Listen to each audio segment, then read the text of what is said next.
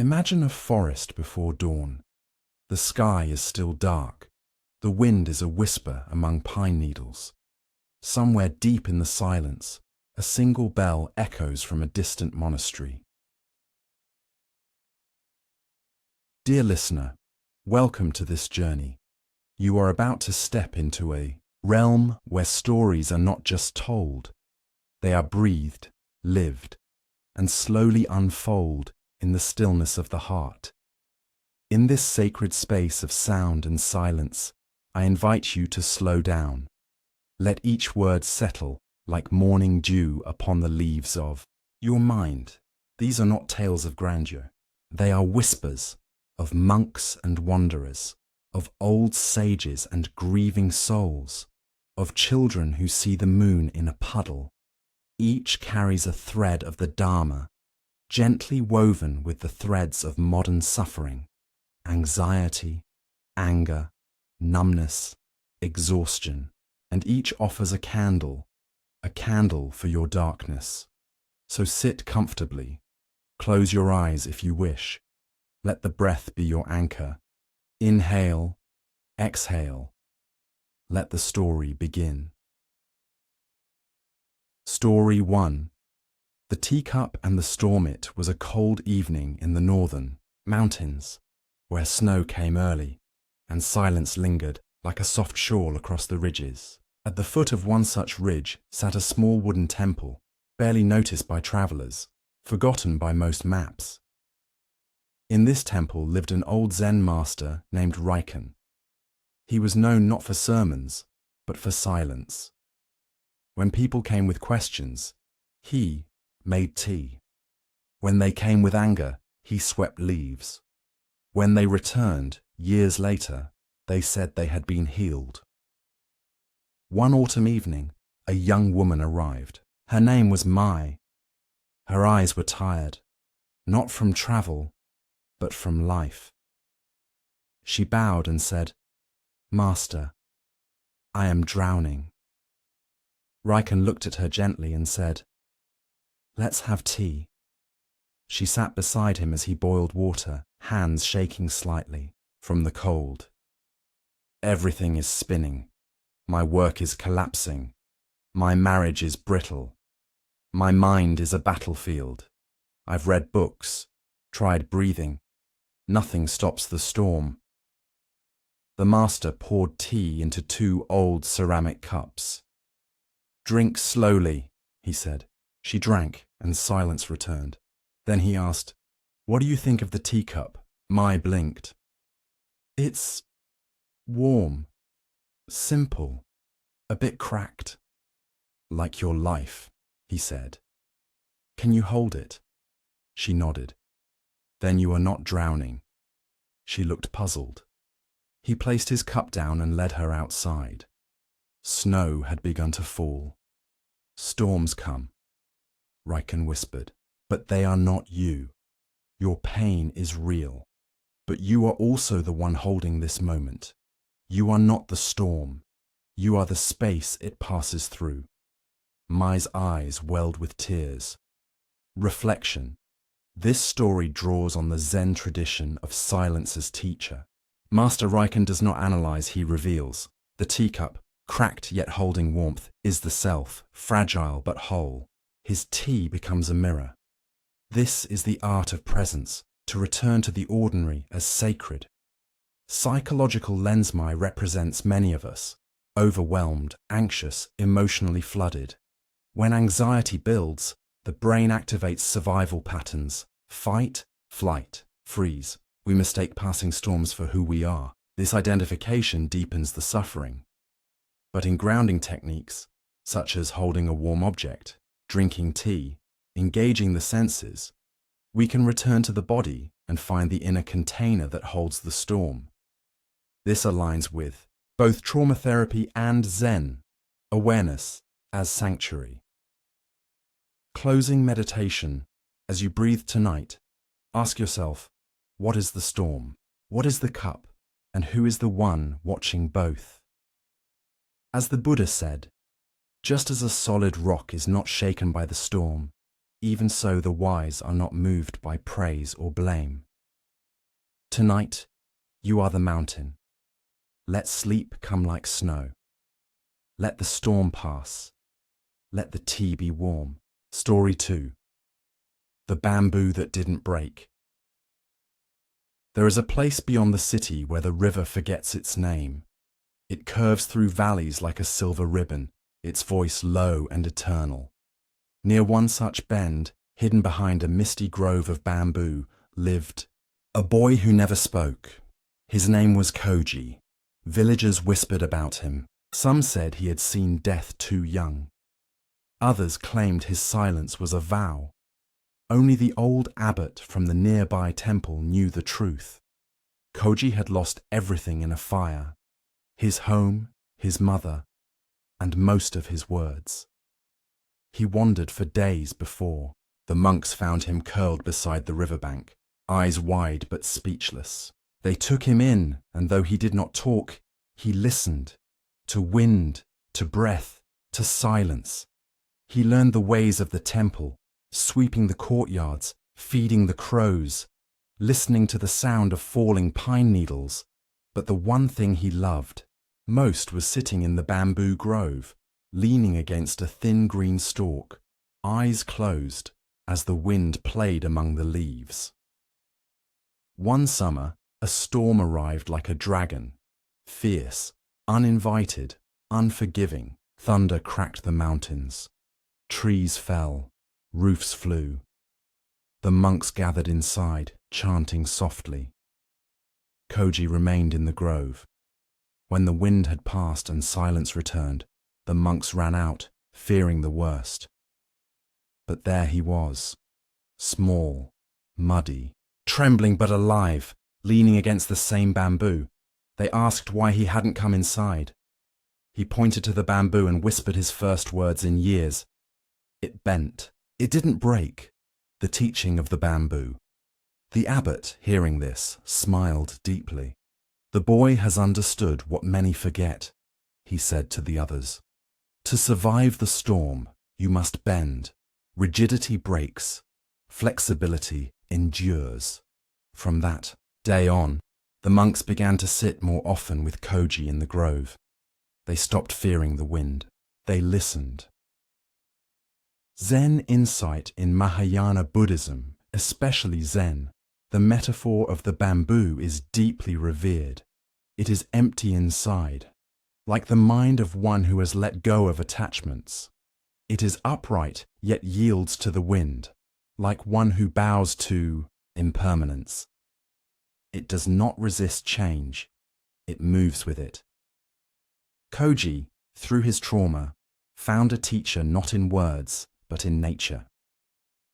Zen masters often point to clouds, to mountains, to birds.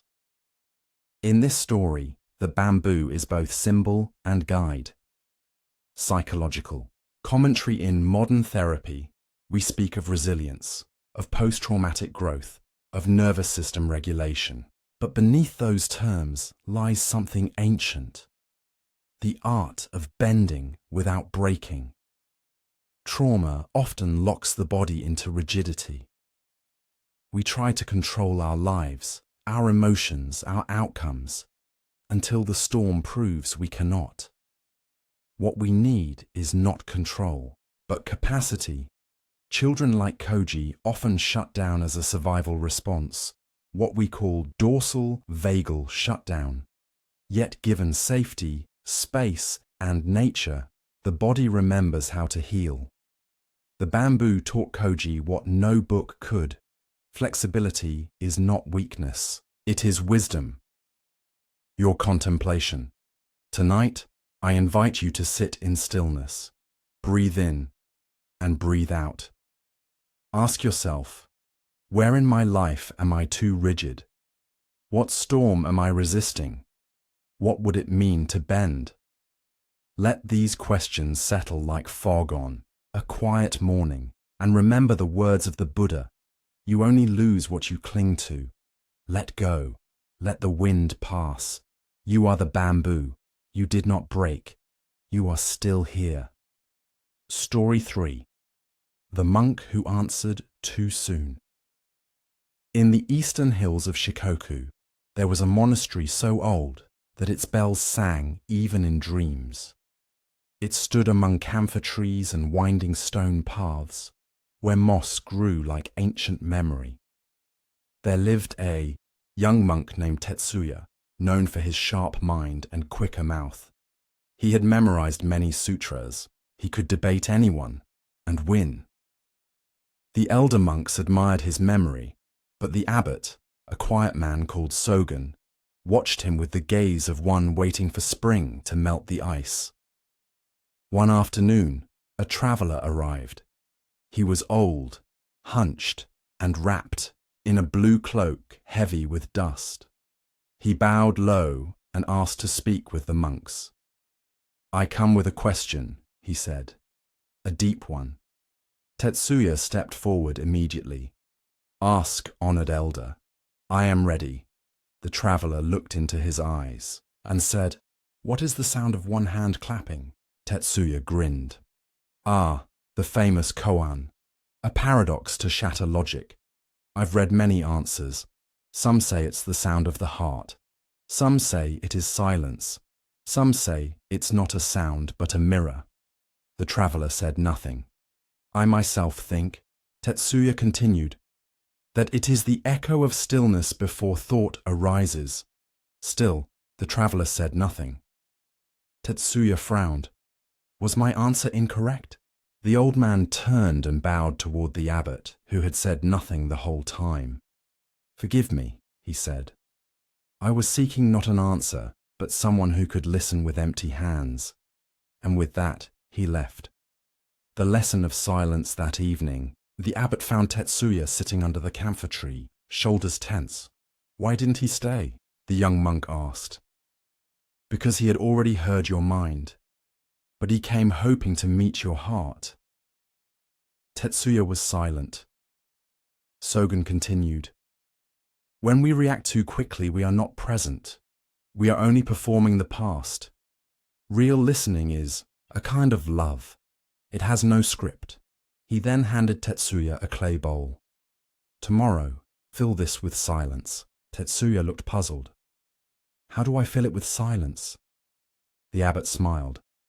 "That is your next koan. Zen teaching, the koan.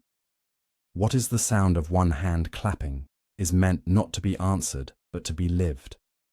In Zen, answers are not sought through logic, but through direct experience. Satori, a flash of awakening. Tetsuya's mistake is one many of us make, responding from memory, from ego, from performance. The mind races to appear wise, to protect itself from not knowing. But the way of Zen is unguarded.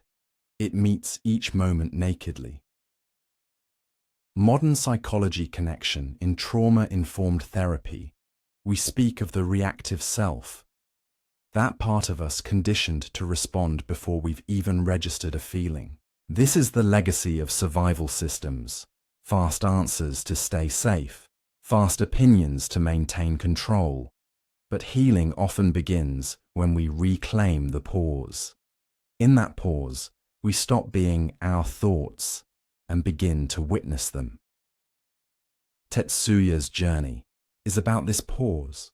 The wisdom of the abbot, fill this bowl with silence, mirrors somatic healing practices, grounding, body awareness, mindful observation. It is in stillness that regulation occurs. Your reflection tonight: find a bowl in your home. Place it before you. Imagine it as your own listening heart. Ask yourself, do I listen to respond or to understand? When I hear someone speak, is my mind already crafting a reply? What if I let their words echo inside me, like a bell in the fog? As the Buddha said, better than 1,000 hollow words is one word that brings peace. Let tonight be filled not with words, but with a deeper silence. A silence that listens, a silence that holds, a silence that heals. Story 4. The bird that forgot to fly. The wind that swept over the temple roofs carried the scent of cinnamon bark and fallen leaves. It was late autumn, and the trees along the mountain path stood like old monks wrapped in golden robes. In a quiet corner of the temple garden sat a boy named Ren. He had been brought there months ago after his parents' sudden passing. At 9 years old, Ren had stopped speaking. He would not cry. He would not laugh. He only sat by the koi pond, day after day, tracing circles in the water with a stick. One evening, as dusk spilled over the tiled roofs, the head monk, an old nun named Miyoko, sat beside him. She did not speak either. They watched the koi swim in slow, deliberate spirals, their tails whispering through the green water. Finally, Miyoko broke the silence. "You remind me of a bird." Ren didn't look up. "A bird who forgot it had wings," she said. Not because they were broken, but because the sky seemed too far. The boy's stick paused.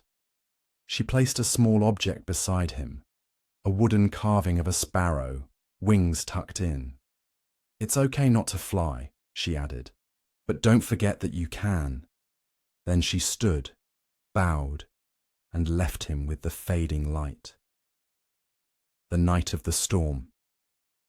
That night, a sudden storm raged through the valley.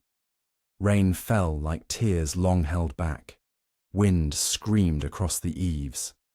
At midnight, the monks awoke to a terrible cracking sound. A tree had fallen across the garden wall. The next morning, they went to assess the damage, but what they found startled them more. Ren, soaked and muddy, was outside, helping a bird. A small sparrow had been trapped under a broken branch. Its wing was bent, not broken. Ren had lifted the limb, wrapped the bird gently in his robe, and stood guard through the storm. When Miyoko approached, he looked up for the first time and said, "I remembered." She smiled and said nothing more. The message of the sparrow in Zen, we are often told. When the student is ready, the teaching appears. Sometimes that teaching is not a sutra, not a master, but a bird in the mud. Ren had been numb. Grief had sealed his senses, frozen his emotions. Like many who have lost something precious, he chose not to feel at all, because to feel even joy might open the door to pain. But the sparrow reminded him, to care is to risk hurting, but also to live. Remembered his wings not by flying, but by protecting another. Zen reflection. Zen does not force healing. It waits. Like Miyoko, the teacher in this story did not demand change. She offered presence, a story, a symbol. The carved sparrow was not a command. It was a mirror. In Shobogenzo, Master Dogen writes, "To study the self is to forget the self. To forget the self is to be awakened by all things." Ren forgot himself in the act of compassion, and so he remembered his being. Psychological insight, grief, in children often manifests as shutdown. Not always tears, not always tantrums. Sometimes it's silence, withdrawal, a gaze that doesn't land. It is the nervous system's way of saying, "I can't feel this right now." Healing, in such cases, cannot be rushed. Miyoko does what trauma-informed therapists know well. She co-regulates without intrusion. She offers metaphor, safety, time, the moment. Ren helps the bird. He moves from freeze to flow, from helpless to capable. Helping others becomes the gateway to remembering agency. This mirrors polyvagal theory. Safety leads to connection. Connection leads to healing. Guided contemplation. Tonight, light a candle. Hold something small in your hand, a stone, a wooden bead, a feather. Ask gently, what part of me has forgotten its wings? Is there something I stopped feeling to protect myself? Who, in my life, might need a gentle hand, not advice? Let your breath be the wings of your own spirit. Inhale, exhale. As the Buddha said, if your compassion does not include yourself, it is incomplete. Let the storm pass. Let the bird rest. Let your heart remember the sky. Story 5. The Gate That Was Never Locked. There was once a small village nestled in the mist-wrapped shoulders of Mount Ueno. Each morning, bells echoed from its ancient temple, calling both monks and birds to wakefulness. Beyond the temple, at the edge of the forest, stood an iron gate. Tall, rusted, silent. No one passed through it. Children were told stories, ghosts, wolves, curses. No one remembered who built the gate, only that it must never be opened. But one monk questioned. His name was Haru. He was not young, not old. He had arrived at the temple after decades in the city, leaving behind a life of spreadsheets, sirens, and silent dinners.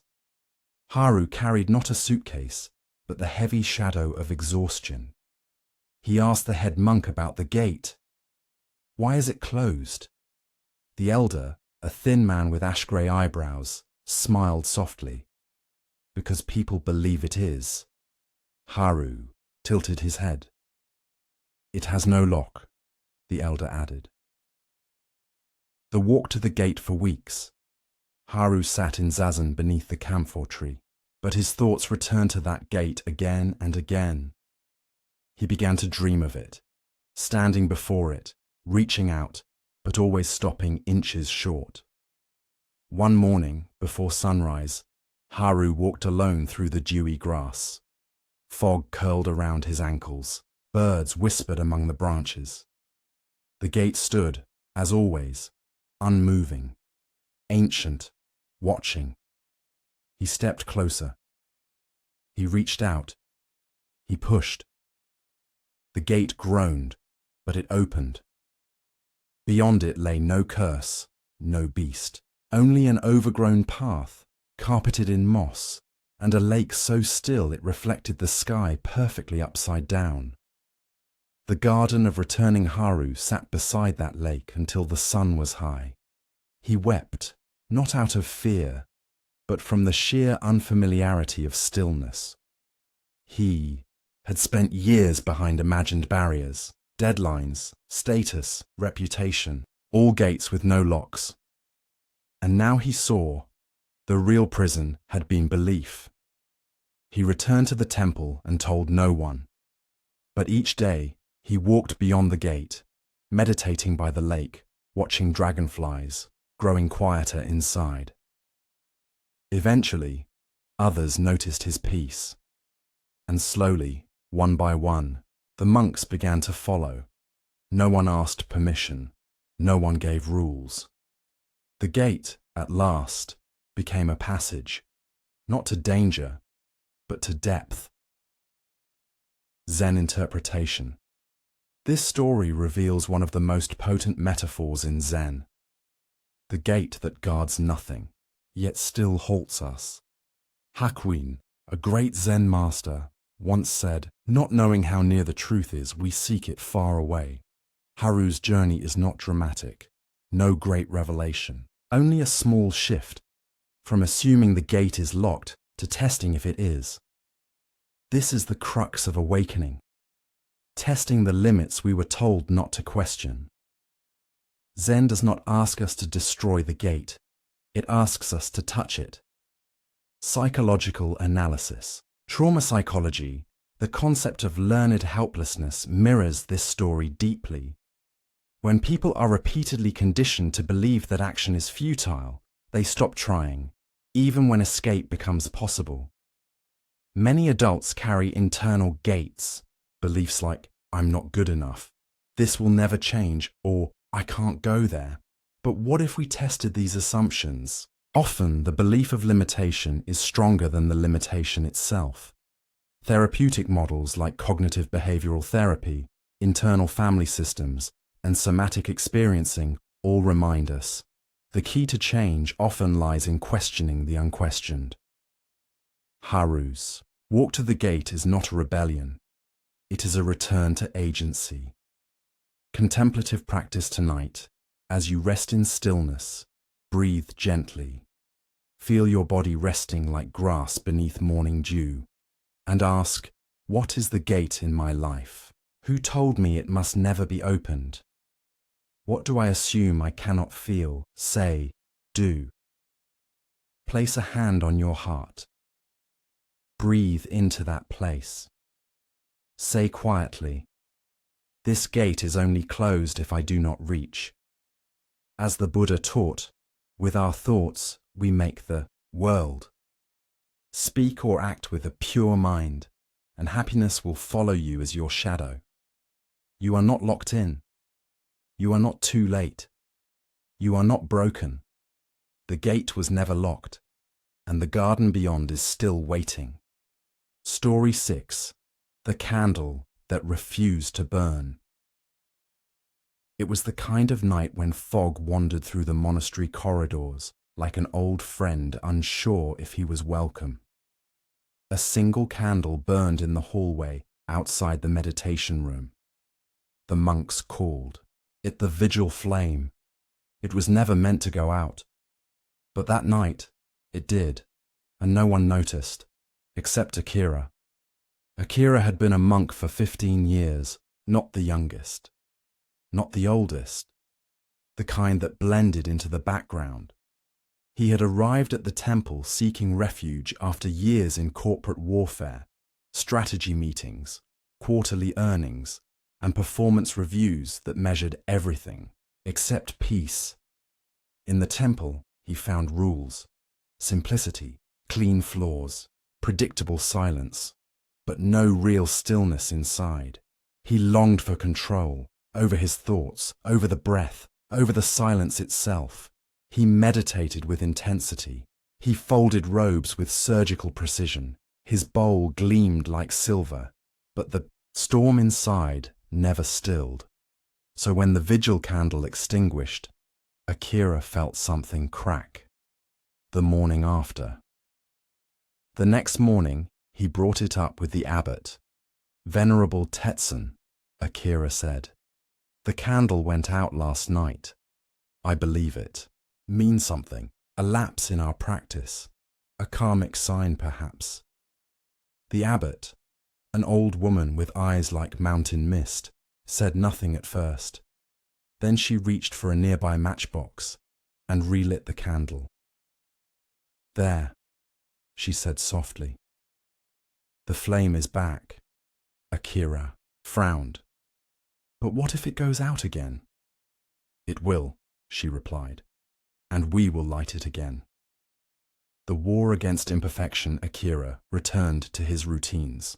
But something had shifted. He became obsessed with the candle. He checked it 10 times a night. He began waking up at midnight, then at 2 a.m., then at 4, just to make sure it hadn't failed him again. The candle, a symbol of peace, had become a prison. One dawn, after a long night of monitoring it, Akira fell asleep beside the flame. In his dream, he was standing in a vast room filled with candles. But every time he lit one, another would go out. He ran from flame to flame, sweating, panicking, never catching up. He awoke in tears. The abbot's lesson. That evening, the abbot called for him. She had set a single candle in front of them.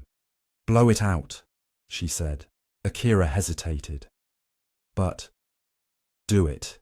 He exhaled gently. The room dimmed. Now sit with me, she said.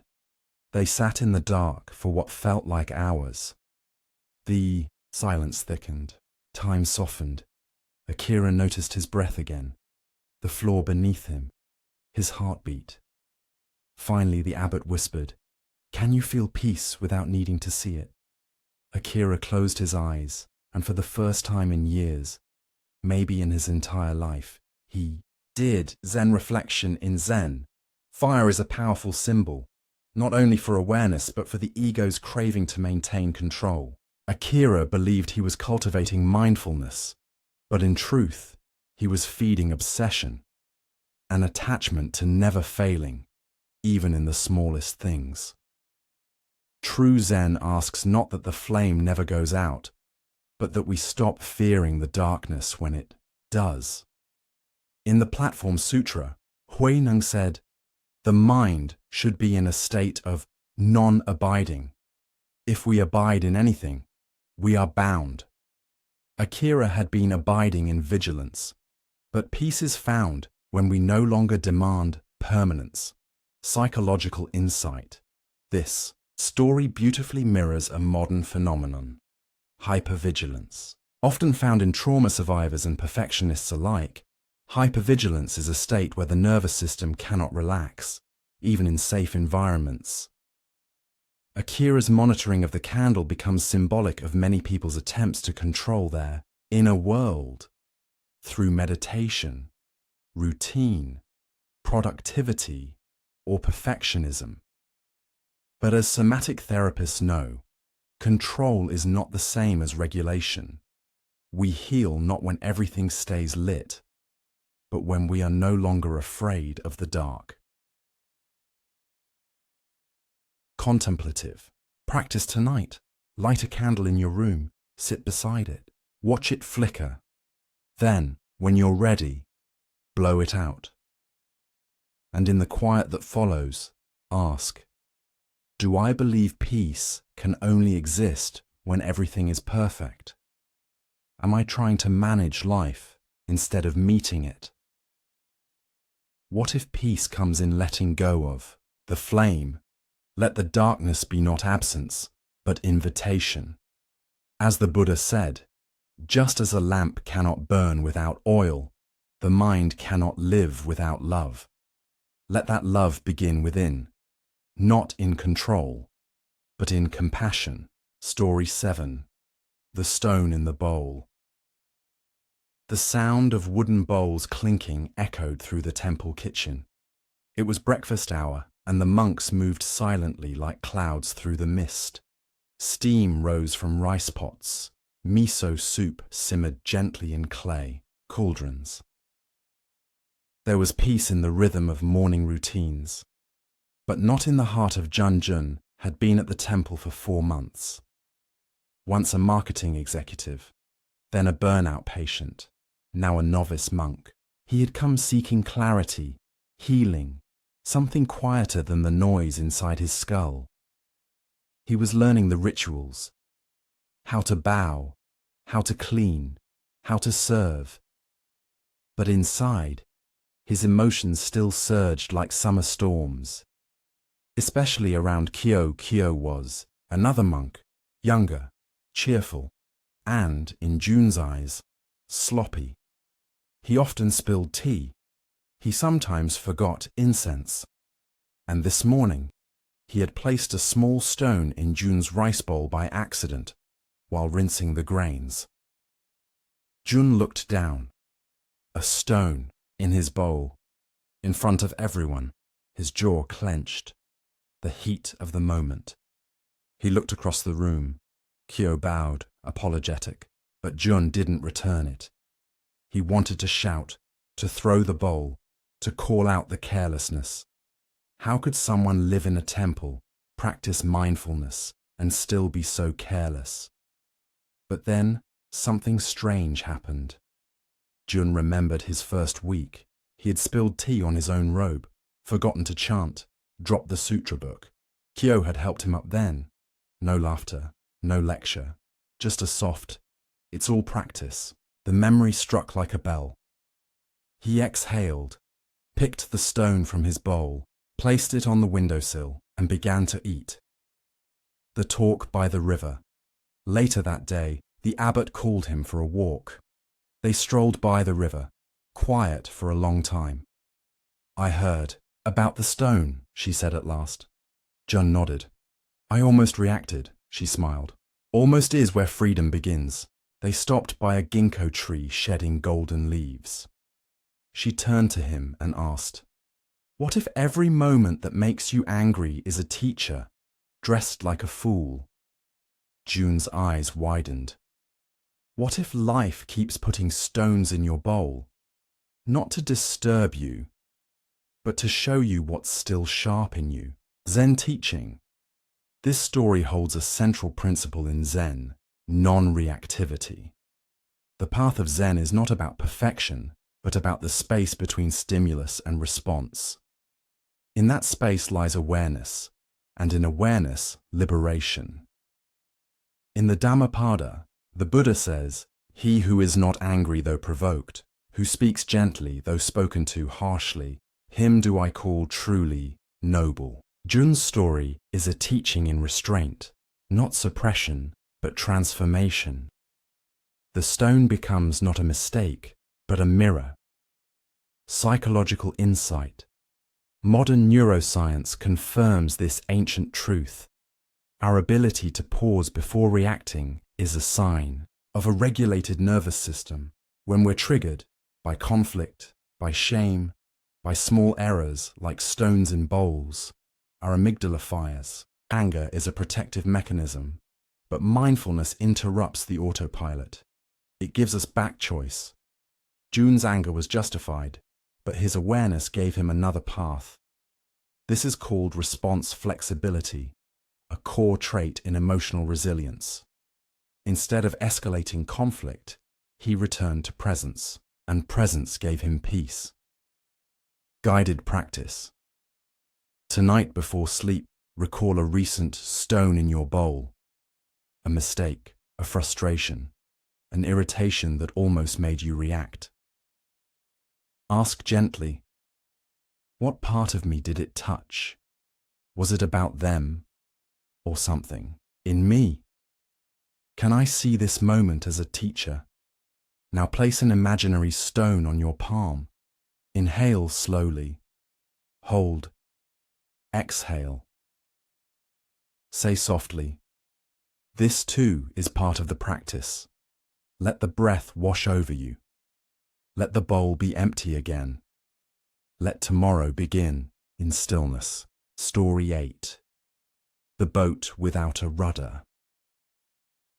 On the southern edge of the lake, where mist gathered like forgotten prayers and reeds whispered like old monks in robes, there floated a small wooden boat.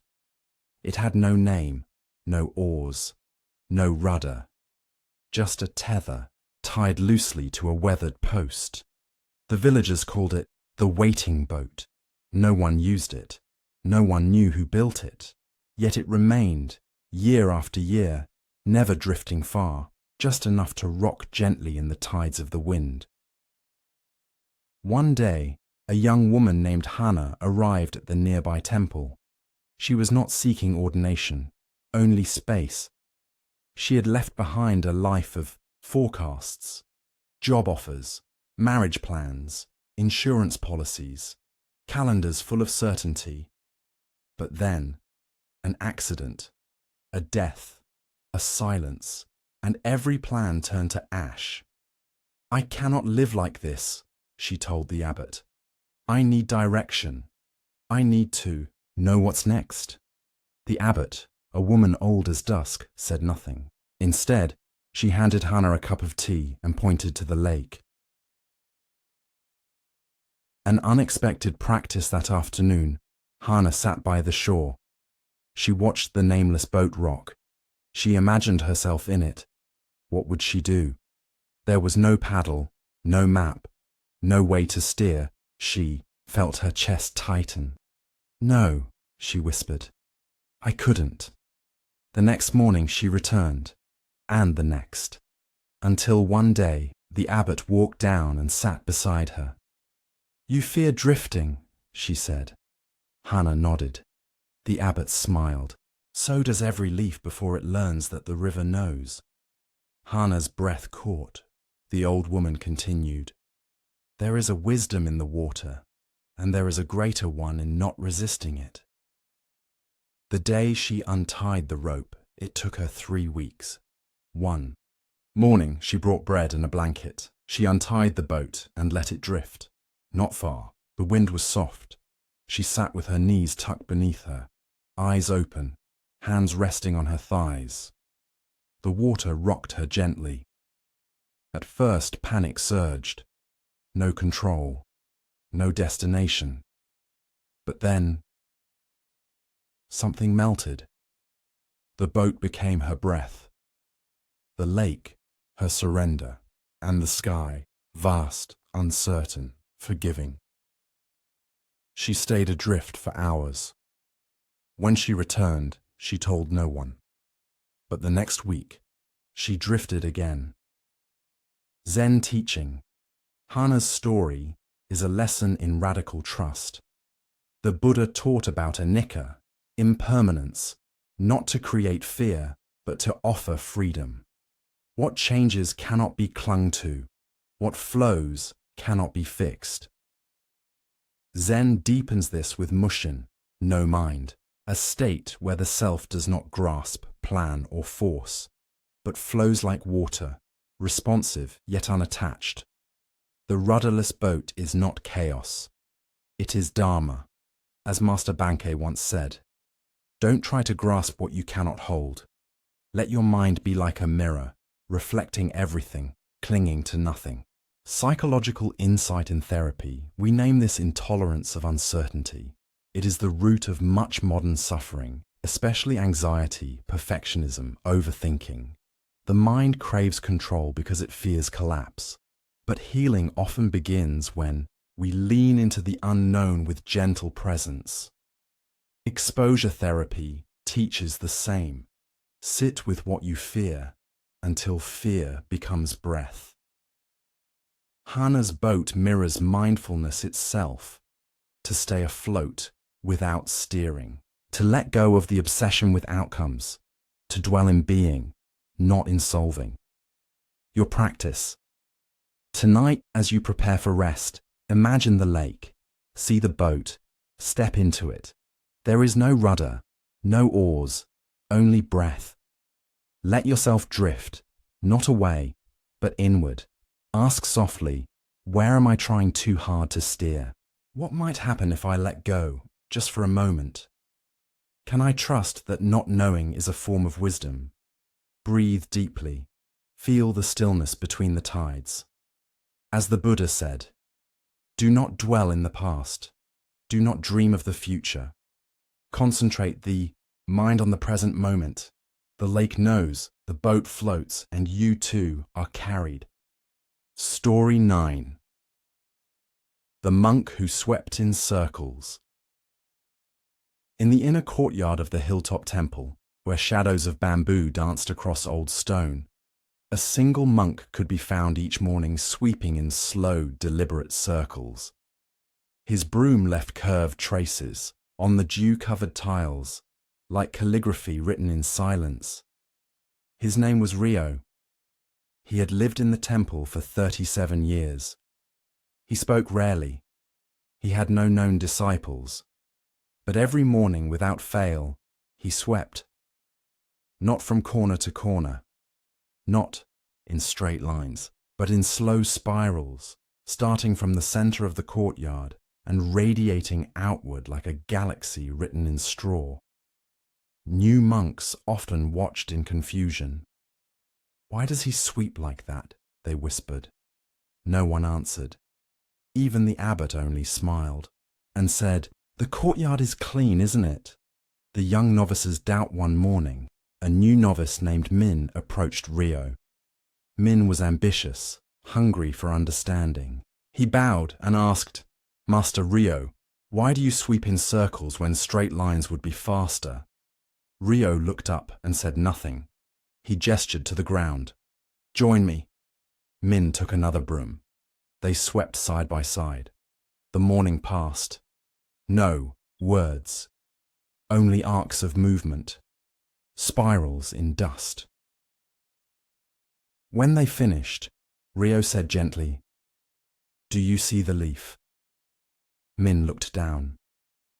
One red maple leaf had landed in the exact center of the spiral. I do. Rio bowed. Then the pattern was worth it, the beauty that waits to be seen. That night, Min couldn't sleep.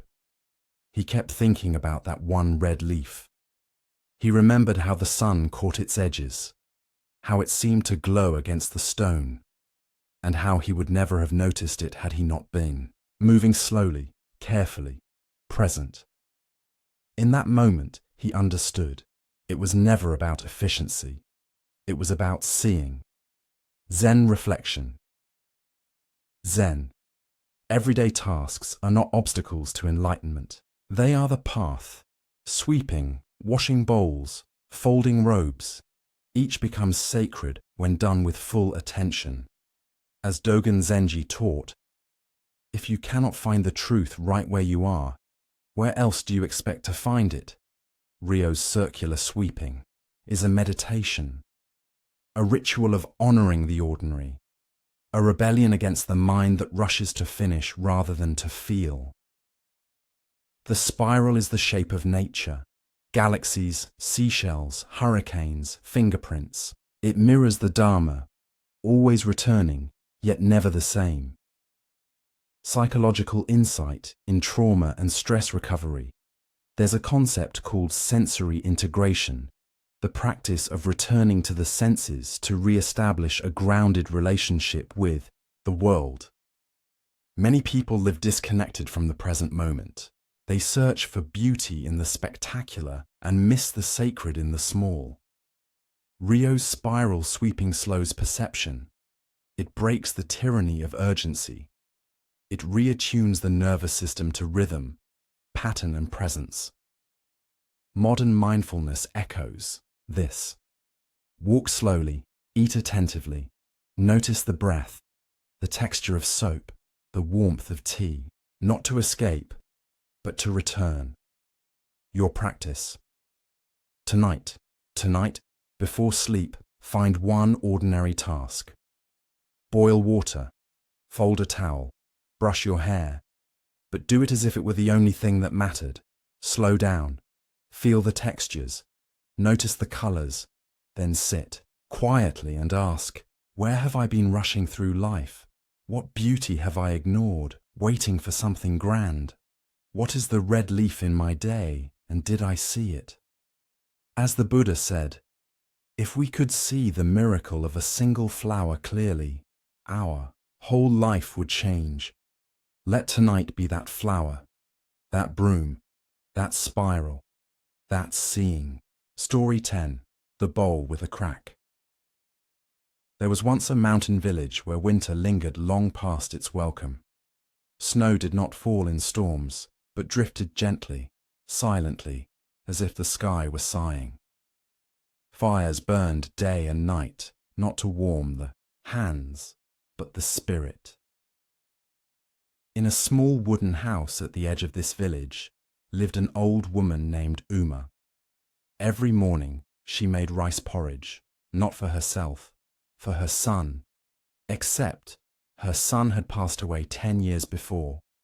Still, she rose before dawn, lit the coals, stirred the pot with quiet care. Then, as the steam curled up into the eaves, she placed the porridge in a ceramic bowl and set it on the windowsill. The bowl was cracked. A single hairline fracture ran down its side. But Uma never replaced it. The stranger who watched a wandering monk pass through the village one frozen afternoon. Seeing the rising smoke, he knocked gently on Uma's door. She welcomed him in, offered him tea, and told him nothing of her sorrow. The monk noticed the bowl on the windowsill. He asked, "Why place food where no one eats it?" Uma smiled, eyes soft. "I place it where he used to sit." And the bowl? It was his.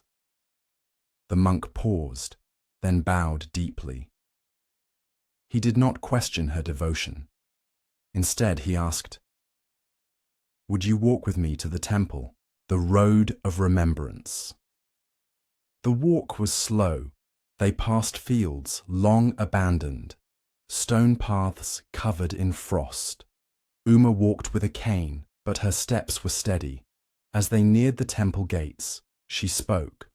I thought grief would fade with time, she said, but some mornings I still wake expecting his voice.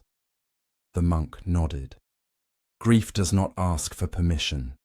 It arrives, stays, and teaches. Uma stopped walking. What does it teach? She asked, voice trembling.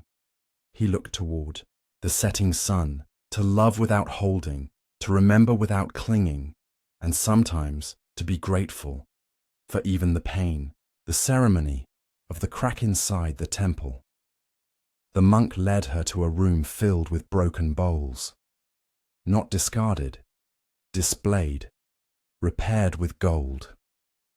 This is kintsugi, he said. We mend broken things with beauty, not shame. The crack becomes part of the story, not something to hide, but something to honor. Uma's eyes shimmered. She reached into her satchel and held up the bowl. I never had the heart to fix it, she whispered. The monk touched her hand gently. Perhaps it never needed fixing, only recognition.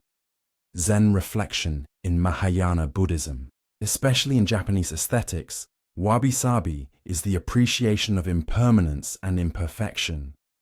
To see beauty in the weathered, the worn, the incomplete. The cracked bowl becomes not a symbol of loss, but of continuity. As Tishna, THNH, once said, the tears I shed yesterday have become rain. The flower that blooms today was born of my sorrow. Uma's daily ritual is not madness. It is a form of prayer. A conversation with emptiness that still echoes with love. In Zen, the bowl is always more than a bowl. It is the self. Psychological insight in grief therapy, there is a growing understanding that closure is a myth.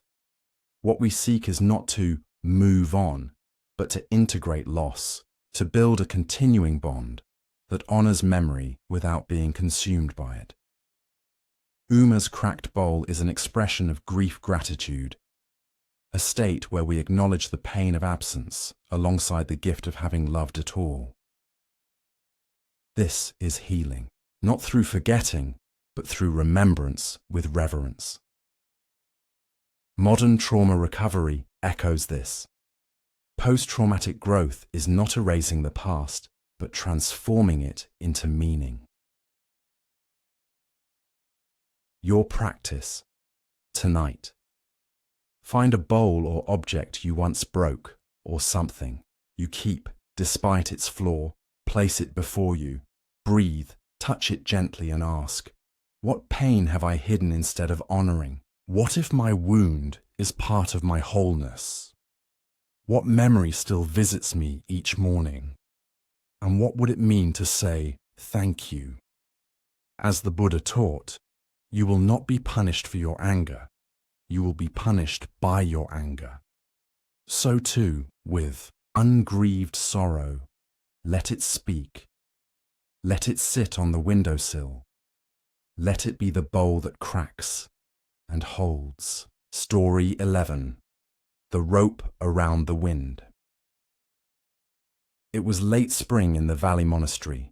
Plum blossoms spilled from the trees like pink confetti, covering the stone paths with fragile petals. The air smelled of renewal.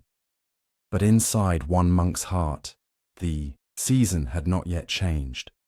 His name was Daiki. He had been assigned to care for the meditation hall, a space of silence, incense, and candlelight, but Daiki's mind was never still.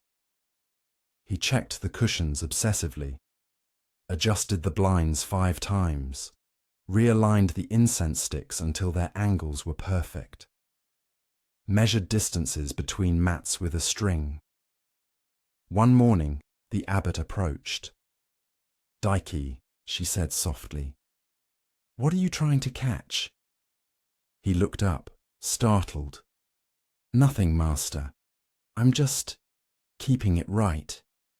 She smiled gently. You're tying rope around the wind.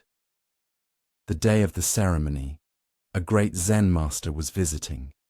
Daiki was chosen to lead the preparation of the meditation hall. He woke before dawn, swept the floors 3 times, realigned every mat, and even adjusted the candles by millimeters. When the master arrived, everyone bowed. But just as they settled into stillness, a window creaked.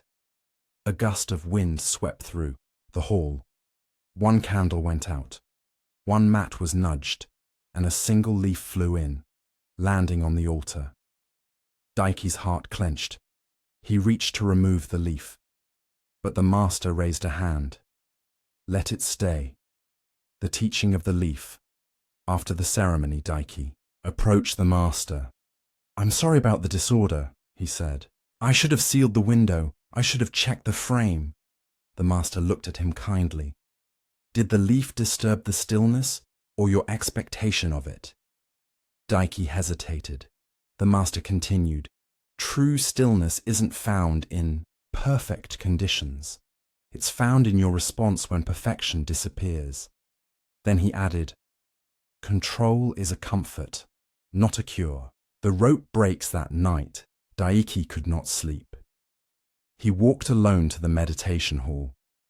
The leaf was still on the altar. He sat before it. He breathed. He wept, not from shame, but release. He had been tying rope around everything, people, routines, himself, hoping that if he bound the world tight enough, it wouldn't fall apart again. But the leaf taught him, the wind comes anyway, and sometimes it leaves a gift. Zen reflection.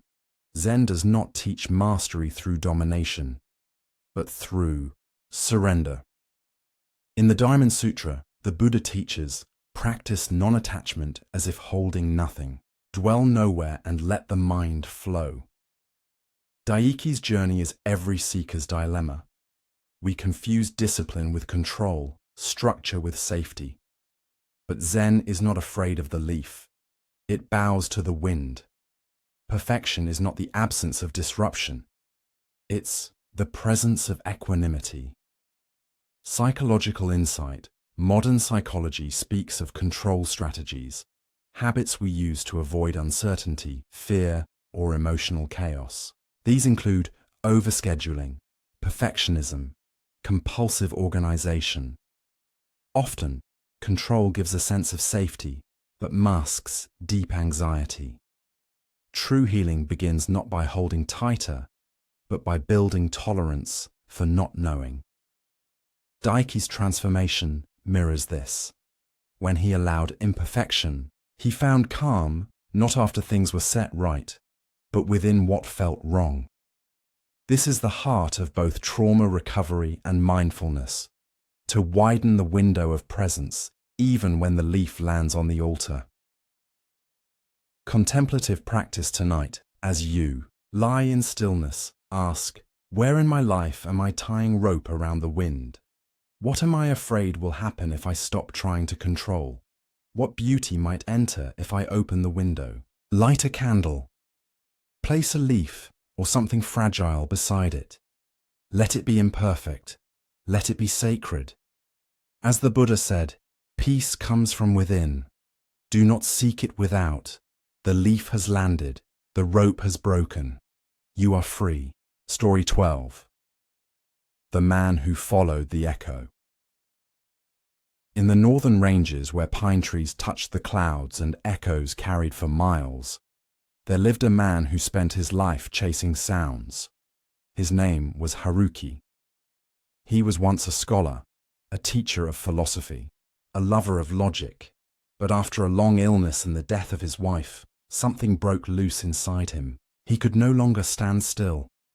He began walking across towns, villages, forests, chasing echoes he swore belonged to her. He heard them in the rustle of reeds, in the cry of a hawk overhead, in the wind against his tent at night. He called it the voice behind the veil. He believed that if he followed it far enough, it would lead him to truth, or reunion, or both. The Temple of Still Voices. One autumn, Haruki came upon a temple hidden in a fog-laced valley. It was old, quiet, wrapped in moss and the smell of old incense. He asked for lodging. The abbot, a silent man with eyes like cave water, allowed him to stay. Each night, Haruki sat by the temple bell, listening. Each morning, he walked deeper into the woods, chasing whispers. One evening, the abbot approached him. "You walk far," he said. "I'm listening," Haruki replied. "To what?" Haruki hesitated. "To what's calling me." The abbot smiled. "Perhaps you are running from what's already here, the bell that doesn't ring." The next morning, the abbot led him to a hill above the temple. There stood a bell, cracked, silent. "Strike it," the abbot said. Haruki touched it gently. No sound. "Now sit here," the abbot continued, "until you hear what it doesn't say." Hours passed. Birds flew. Clouds changed shape. Haruki shifted. At some point, he couldn't say when, he stopped waiting for the bell to speak, and he noticed the sound of breath in his chest, the way wind curled around the grass, the warmth of sunlight on his knee. The echo had always been now. The turning point. That evening, Haruki did not go walking. He stayed in the temple. He cleaned the bowls, swept the steps, stood silently beside the abbot during evening chants. When asked if he had found the voice, he said only, "I think it stopped running from me when I stopped, running after it." Zen reflection. This story unveils one of the most subtle traps on the path, the search itself. Zen does not oppose seeking, but it points to the truth that what we seek is often already here, disguised by our grasping. The echo Haruki chases is not wrong. It's the calling of the awakened heart. But as Master Rinzai once said, "Stop chasing names and forms. The treasure house is within you. It opens by itself." Haruki learns that the echo becomes clear only when the self becomes quiet. Psychological insight in trauma and loss. Many people develop future fixation, a belief that something essential is out there, in the next job, the next insight, the next healing practice. This is a defense against pain. By chasing forward, we avoid standing still with the ache inside. Haruki's journey reflects the turning point in grief therapy and mindfulness. The moment one ceases to seek escape and begins to touch presence. Stillness is not resignation. It is reconnection. Contemplative practice tonight. Sit by a window. Do not meditate. Do not do anything. Just listen. To the fan, the distant car, the breath in your nose, and ask, what am I chasing that might already be beside me? What part of me have I asked to shout when it only whispers? Can I let the echo arrive by not pursuing it?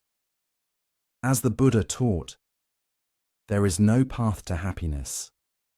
Happiness is the path. Let the sound of now wash over you.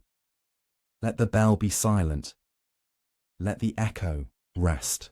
Let the chase end. Story 13. The room with too many mirrors. At the center of a highland monastery, beyond a bamboo bridge, and behind a curtain of blue wisteria, stood a peculiar room known as the Hall of Reflections. It was built not of stone or wood, but of mirrors.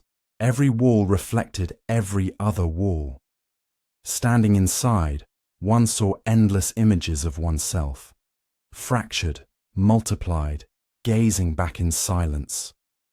Few monks entered the room, but Sora did. Daily, the monk, who could not stop thinking. Sora was young, brilliant, and burdened.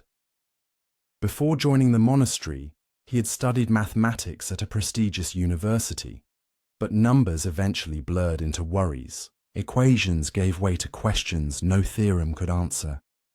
Who am I? Why do I suffer? How do I stop my mind? His thoughts raced, endlessly. Even during meditation, he couldn't stop analyzing his breath, judging his posture, interpreting silence. He once described his inner life as a committee of voices, none of whom trust each other. The abbot gave him permission to visit the Hall of Reflections, not to escape the noise, but to meet it. The mirror practice. Each morning, Sora entered the mirrored room barefoot, wearing only his robe and mala beads. He would sit cross-legged in the exact center and begin his meditation. Within minutes, thoughts would rise. I'm doing this wrong. My face looks tired. What would the abbot say? I'm still broken, aren't I? He watched his thoughts bounce across glass, his frown replicated endlessly, his doubts circling back at him in every direction. Then, one day, something changed. He grew tired of chasing, tired of fixing. He let the voices speak and stopped answering. He breathed, and for the first time, the mirrors became quiet. The abbot's question. That evening, Sora sat with the abbot beside a willow tree. He whispered. The thoughts didn't stop, but they stopped being. Me, the abbot nodded. The mind is not the enemy. Only your identification with it is. Sora looked up. So who am I? The abbot smiled, the one watching the thoughts without chasing them. Zen reflection. Zen does not ask you to silence your mind. It invites you to see clearly that you are not your mind. As Master Seung San said, your thinking is not you, your name is not you, your body is not you. Your true self has no name and no form. The Hall of Mirrors is the ego's playground, but also its undoing. By letting thoughts come and go without attachment, we return to the still center, to awareness, to what Zen calls no mind, mushin, psychological insight. Modern neuroscience aligns with this insight. In cognitive diffusion, a process in acceptance and commitment therapy, we learn to step back from thoughts. Instead of saying, I am a failure, we say, I'm having the thought that I am a failure. This subtle shift reduces the power of mental narratives. The thought loses its grip. Sora's experience in the mirror room is diffusion in practice. The thoughts remain, but the identification dissolves. This brings emotional flexibility, self-compassion, and peace. The observer is not bound by what it observes. Your practice tonight, sit before a mirror. Not to judge, not to adjust, just to be. Look gently into your own eyes, then close them and ask, inwardly, what thought keeps returning to define me? What would it feel like to let it pass, like a bird across the sky? If I am not my thoughts, then who is hearing them? As the Buddha taught, just as a man standing on a riverbank watches the water flow by, so too should one watch the thoughts flow, without stepping in. You are not the storm. You are the sky. Let the mirrors reflect. Let the self return. Story 14. The Mask in the Fire. There was once a monastery perched above the cliffs of Tojin Cape, where the ocean pounded like a heartbeat against the rocks, and gulls cried like forgotten prayers. The monks there wore no robes, rang no bells, and spoke little. But they held one peculiar ritual. Once a year, they burned their own faces, not literally, but symbolically. Each monk crafted a wooden mask, carved over weeks in silence. The face was not of another, but of themselves. the identity they most clung to. Some masks bore stern brows.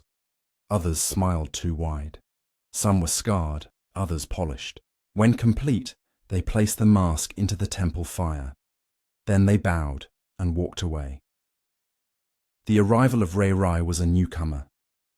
A woman in her 30s, she arrived with eyes that had wept too much and shoulders trained to carry invisible burdens. She had been a caretaker her whole life, daughter, nurse, wife, widow. She had held others through illness, decline, and death. Now she no longer knew who she was without someone to serve. The abbot welcomed her with a warm nod and a basin of water. For what? She asked. To see your own reflection, he said. She stared into the basin for a long time, but the face she saw felt foreign. The carving begins. They gave her wood, a chisel, and silence. She began to carve. At first she shaped a smile, kind, reliable, familiar. But one night she shattered it. It's a lie, she whispered. She started again. This time a stern face, eyes alert, protective, always watching others. Another lie. She carved again and again, until one day she carved nothing, just a hollow, a smooth, round emptiness. No mouth, no eyes, only the trace of a face. She stared at it and wept, not in sadness, but in relief. The burning night. The fire crackled beneath the full moon. Each monk stepped forward in turn, placed, their mask in the flames, bowed and stepped back. When it was Ray's turn, she hesitated. The mask felt like all the roles she had ever played, and none of them. She dropped it into the fire. It hissed, split, and vanished. The abbot whispered beside her, "You were never meant to be the mask." Ray closed her eyes and felt light, as if her skin had remembered the breeze. Zen reflection.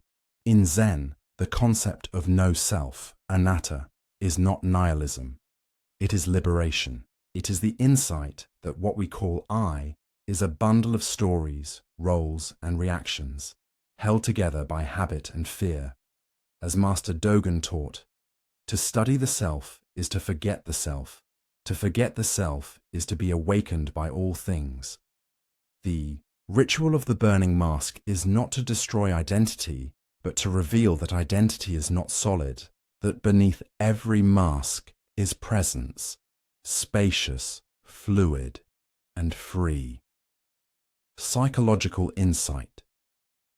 Modern psychology affirms that we construct selves to survive. Adaptive identities shaped by trauma, expectation, culture. These masks help us cope, but eventually they constrain. In internal family systems, we learn to see parts of us as protectors, like Ray's nurse self, wife self, watchful self. Healing comes when we honor these parts, then release their dominance. Ray's mask, with no face, is the turning point.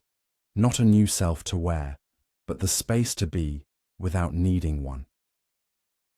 This is the psychological mirror of Vongin. No self, yet not nothing. Rather, everything. Your practice. Tonight, light a candle. Sit in front of it.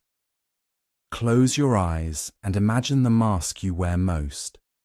Perhaps it's the achiever, the helper, the strong one, the invisible one. Breathe. Feel its shape, then imagine placing it into the fire. Let it burn. Watch the smoke rise and ask, who am I when I stop performing? What is left when no one is watching? What would it feel like to live unmasked? As the Buddha said, when the self is not clung to, peace arises like a lotus from the mud. Let the mask crack. Let the fire purify. Let the breeze kiss your real face. Story 15. The Man Who Laughed at the Wind. Far in the eastern mountains, beyond the last pine tree and before the first cloud, lived a man known only as Toma. He had no house, no title, no lineage. What he had was laughter, low, slow, and startling, as thunder in winter. Villagers called him the Wind Fool. They said he talked to crows and drank rainwater, that he once danced in a snowstorm until dawn, and that every spring he scattered flower petals on the river, not for prayer, but for the sheer joy of watching them spin. Children adored him, adults avoided him. Until one year, when the rice crops failed and the temple bell cracked, the villagers began to visit him one by one. They wanted to know, why was he still smiling? The Stranger's Inquiry, a scholar from the capital, once climbed 3 days to find Toma. He arrived with dusty robes, a worn notebook, and furrowed brows. "I've studied Buddhism for 2 decades, he said, but I still suffer. I've memorized sutras, mastered theory, and yet I cannot feel the joy the teachings promise." Toma was chewing on a blade of grass. He pointed to the stream. "Does it sing less because no one hears it?" The scholar frowned. "I don't understand." Toma laughed. "I know. The hut with no roof." That night, Toma invited the scholar to stay. His hut had no door, no roof, just 4 wooden posts, a mat, a pot, and a tiny fire pit. When it rained, he sat under a leaf. When it was cold, he wrapped himself in old curtains. The scholar asked, "How can you live like this?" Toma replied, "How can you not?" Then added, "Joy isn't after everything's fixed. It's before anything breaks. The tea with pebbles." The next morning, Toma served tea. Instead of cups, he used 2 flat stones.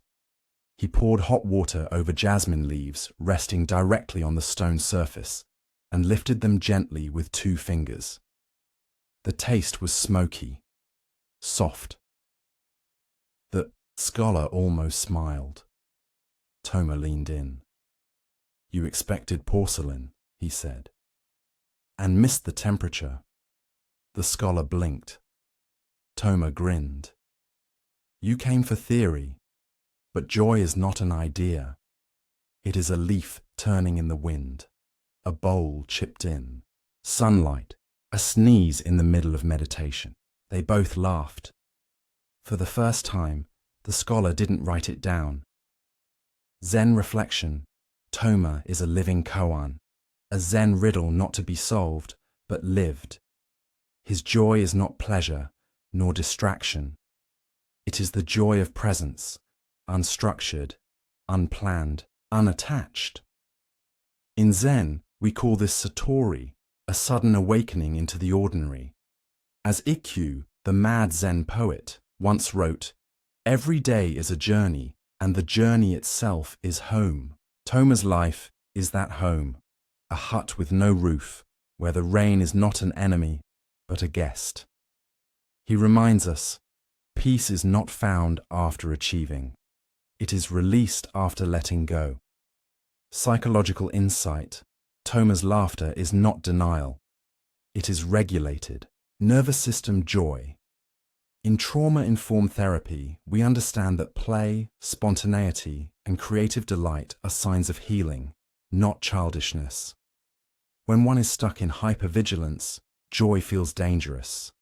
But when safety returns, the capacity for lightness returns too. Toma's play is his medicine. It brings him into contact with the world, not as a battlefield, but as a dance floor. This mirrors polyvagal theory. In a state of social engagement, the body trusts again. And when the body trusts, joy comes home. Your practice, tonight, don't meditate. Play, hum a tune, watch a candle flicker, drink water slowly as if it were tea from stone. Ask, where did I lose my laughter? When did I start believing joy had to be earned? What small thing right now is quietly beautiful, as the Buddha once smiled and lifted a flower without speaking? Let yourself lift something tonight, a feather, a spoon, a breath, and say, this is enough. Let the wind pass, let joy return, not as reward, but as presence. Story 16. The Silence That Answered. High in the northern mountains of Kiso, snow does not fall. It drifts, like old thoughts returning home. There, tucked between cedar groves and the scent, si atui, mi, la dangoi chuan, kongko chong, kongko tsi, nang kong ko ten. Visitors rarely found it, but those who did never forgot the silence. The arrival of Aya came not to become a nun, but to vanish. She was a singer once, known for her voice, loved for her songs. But then the silence came. One morning she woke to find her throat locked, voice gone. No doctor could explain it. Her songs turned to dust, her stage to darkness. She fled to the mountains with nothing but a scarf and a notebook full of unwritten lyrics. At the nameless temple, the head monk simply gestured toward the back. A cabin with one mat, one bowl, one candle. He said nothing. She did not ask. The days of no sound. For 3 weeks, Aya spoke to no one. No one spoke to her. She swept leaves, drank tea, watched snow fall. Her hands trembled at night, reaching for songs that no longer came. Each evening she sat with the other monks, not to chant, but to sit. Silence. Sometimes a cough, sometimes a kettle, but mostly a vast velvet hush that seemed to breathe. Aya hated it. At first, it reminded her of everything she had lost. But slowly, something shifted. She began to listen not to, but with the silence, and then into it. The night of no moon. One night, there was no moon, only a sky thick with wind and cold. Aya sat outside the cabin, wrapped in her scarf, eyes wide open. And suddenly, the silence spoke, not in words, but in awareness. You are still here. She cried, not out of grief, but release. All her life she had sung to be loved, to be heard, to exist. But in that night, the mountain's silence became her song. No lyrics, no melody, just presence, the monk's whisper. The next morning, as the monks prepared breakfast, the head monk walked by her and whispered, "Now you understand the voice beyond voices." Aya nodded, and for the first time in months, she smiled. Zen reflection. In Zen, silence is not emptiness. It is formless form, a presence more complete than any word. As the Heart Sutra teaches, form is emptiness. Emptiness is form. Aya's silence was not the absence of music, but the ground from which true music arises. The silence before the first note, beneath every lyric, after the last sound fades. Zen masters often teach without speaking, because silence is not passive, it is active awareness. Psychological insight. Modern psychology recognizes the healing power of stillness. In trauma recovery, silence is often feared, because in silence, the mind shouts louder. But beyond that layer lies something deeper. Integration. Therapies like mindfulness-based stress reduction, MBSR, and somatic experiencing encourage sitting with the body, the breath, the quiet, not to fix, but to feel without fleeing. Ayers. Voice loss is not merely physical, it is symbolic of identity collapse. Her return to self happens not through regaining voice, but through embracing presence without sound. This is the essence of contemplative healing, less doing, more being. Your practice. Tonight, find a place with no music, no screen, no talking. Sit. Let the silence settle, and ask gently, what have I been trying to say that silence already holds? Can I feel the texture of quiet, not as absence but as embrace? If I said nothing, what truth would remain? As the Buddha once sat beneath the Bodhi tree, not teaching, not chanting, let tonight be your own Bodhi tree. Let the hush be the healing. Let the song be the stillness. Let the silence answer. Story 17. The Monk Who Chopped Wood Forever.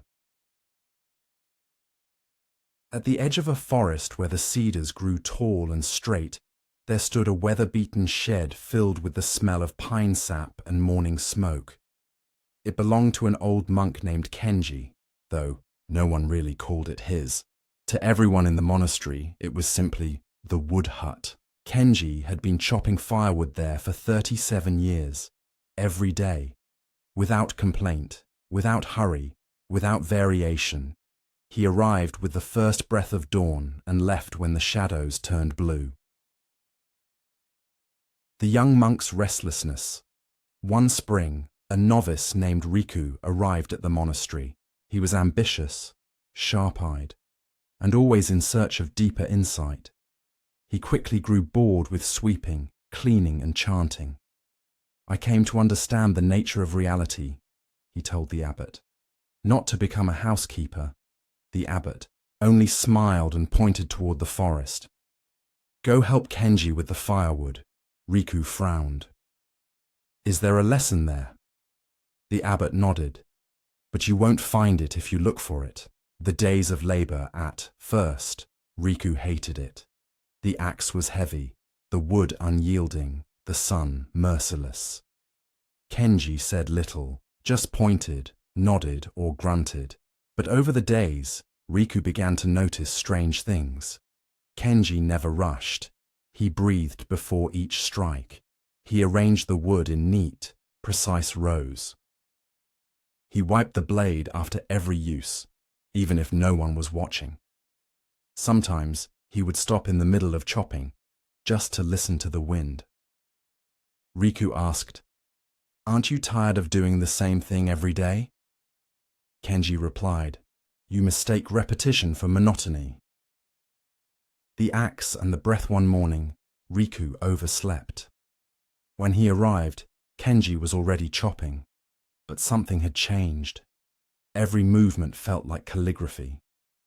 Each swing of the axe had rhythm, presence, grace. Riku sat and watched. For the first time, he wasn't bored. He was mesmerized. The wood split like water. The axe hummed like a bell. Kenji was not working. He was praying with his body, and Riku realized the firewood was not the point, presence was. The turning. That evening, Riku asked, "Don't you ever want to do something more meaningful?" Kenji paused, wiped his brow, and looked up at the sky turning gold. "What could be more meaningful," he said, "than giving your whole self to the moment you're in?" Then added, "When I chop wood, I am not thinking. I am not thinking. I am simply chopping." Riku didn't respond. He just sat down and began to stack the firewood. Zen reflection. This story is an embodiment of the Zen axiom. Before enlightenment, chop wood, carry water. After enlightenment, chop wood, carry water. Kenji's firewood hut is not a place of labor. It is a dojo, a space of direct, embodied awakening. Zen does not distinguish between sacred and mundane. What matters is how we do something, not what we do. The axe becomes a mirror. The breath, a bell. The firewood, a koan. Psychological insight. Modern research confirms what Kenji lives. Repetitive mindful manual tasks reduce anxiety, stabilize mood, and promote embodiment. Activities like gardening, dishwashing, folding laundry, even chopping vegetables, when done with full attention, become deeply regulating. This is because they engage the sensorimotor system, bypassing ruminative thought patterns and restoring nervous system coherence. Kenji's rhythm is not escapism, it is neurobiological sanctuary, and his message is vital in a world addicted to novelty and overwhelmed by speed. Slow down, go deep, be here. Your practice. Tonight, choose a task. Simple, physical. It could be sweeping, boiling rice, folding clothes, but do it slowly, as if it were the only thing in the world. Feel your hands, smell the textures, breathe between movements. Then ask, what have I been rushing past that could be sacred? When did I start believing slowness meant failure? Can I let this moment be enough, not as a means to an end, but as the end itself? As the Buddha said, with mindfulness, strive on. Let the axe fall, let the breath rise, let this task, this one, be the temple. Story 18. The grass that grew sideways. On the outer edge of the monastery's vegetable garden, beneath a crooked plank fence and next to a rusted watering can, grew a single blade of grass. It was long, thin, and bent, not upward like its brothers, but sideways, toward the stone path. Most monks stepped over it without notice. Some trampled it by accident. But one monk noticed. His name was Sho. The monk, who never led Sho, was not the most eloquent, not the most disciplined. He often forgot chants, trailed behind in walking meditation, and overwatered the bonsai trees. But he swept carefully. He smiled softly. And every morning, before sunrise, he knelt beside the sideways blade of grass and cleared the dust from its tip with his sleeve. He never spoke of it. He never named it. But it mattered to him. And somehow that made it sacred. The visit of the senior abbot, one spring. The high abbot, from the capital, came to visit. The monks swept the halls twice, arranged the tatami mats in perfect symmetry, and rehearsed their bows like dancers. Sho, nervous, stayed near the garden. When the abbot passed by, he stopped suddenly. "Why is that? Blade of grass leaning sideways?" he asked. No one answered. Sho hesitated, then stepped forward. "The wind broke it last winter," he said. But it kept growing. The abbot looked at him and smiled. "Ah," he said. "Then it has understood the Dharma." The lesson of the forgotten things that evening, the abbot gave a rare teaching. He spoke not of sutras, but of cracks in teacups, moss on stones, and children who sing off key. He said, "What this world calls flawed, the Dharma calls free." Sho sat in the corner, back straight, heart quiet. No one applauded him. No one mentioned the grass again. But he knew. He didn't need the spotlight to be seen. He didn't need to bloom to be whole. He was already home. Zen reflection. In Zen, there is no hierarchy of meaning. A grass blade may carry the same truth as a bell or a Buddha. The sideways grass represents what Zen calls suchness, tathata, the nature of things just as they are, without adornment or shame. As the Lankavatara Sutra says, all things are expressions of the mind. See the grass as it is, and you will see yourself. Sho's relationship with the forgotten grass is not sentimental. It is recognition. That which seems insignificant still holds the Dharma. Psychological insight. In a world addicted to visibility, the deepest wounds often come from feeling unseen. Therapies that support trauma healing, like compassion-focused therapy, CFT, or internal family systems, IFS, teach that the parts of us left behind must be gently acknowledged, not corrected. Shows tenderness toward the blade of grass mirrors this inner movement, noticing what no one else does and choosing not to fix, but to honor. This quiet witnessing heals because it tells the neglected, you matter, even here, especially here. Your practice tonight before sleep, light a small candle. Think of something you often overlook, a scar on your body, a part of your home that no one compliments, a memory you usually skip. Then ask, can I see this with the eyes of Dharma? What beauty grows sideways in me? Who would I be if I didn't need to prove anything tonight?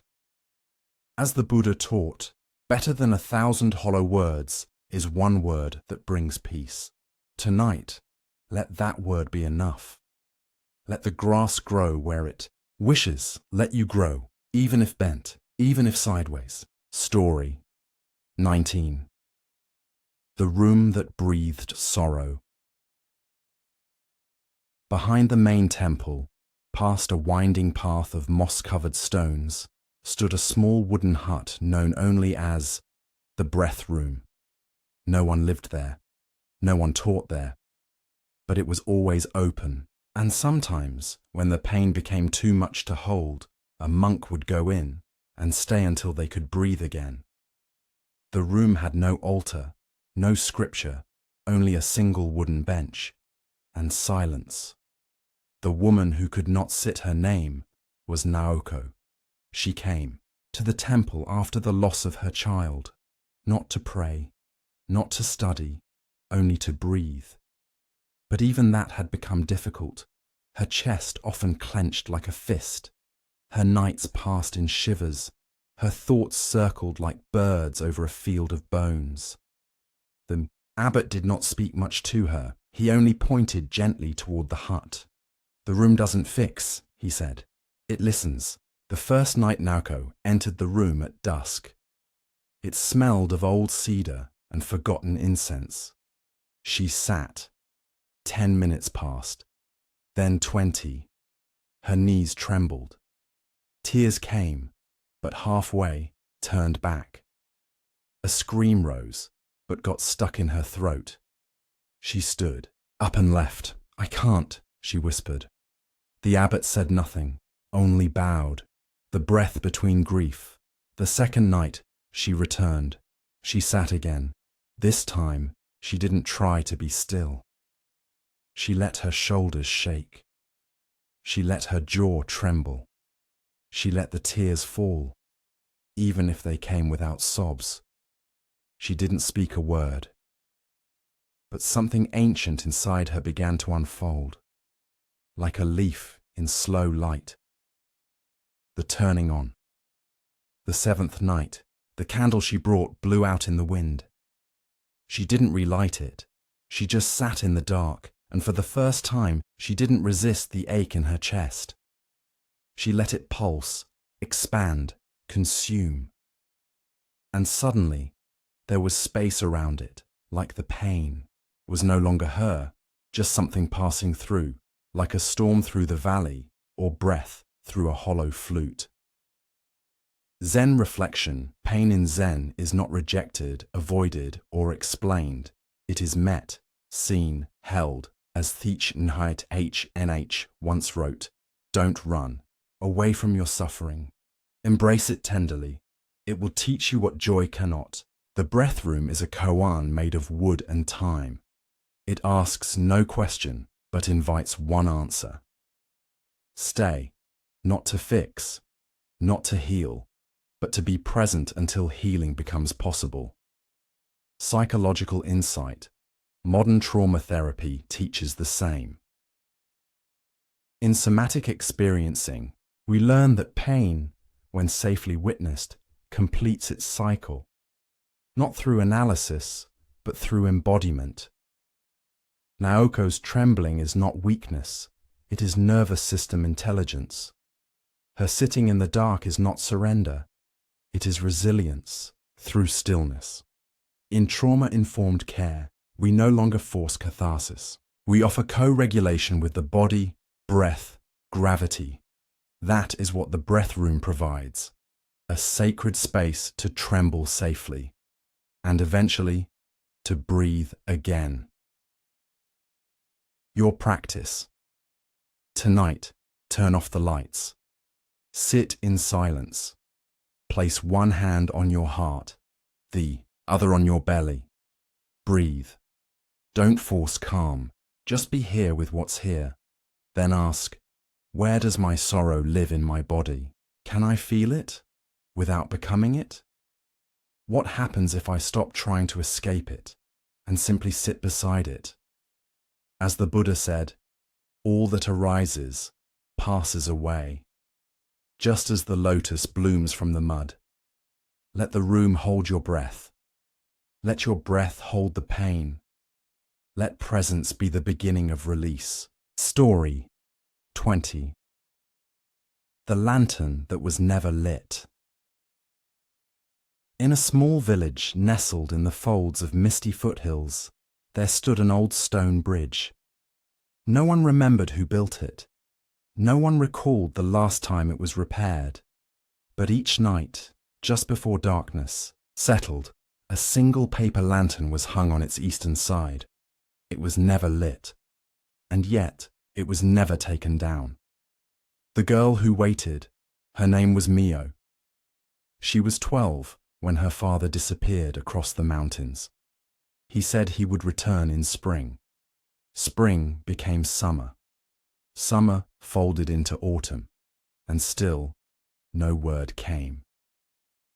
Each dusk, Mio walked to the bridge and tied the same lantern in the same spot. Her mother said it was foolish.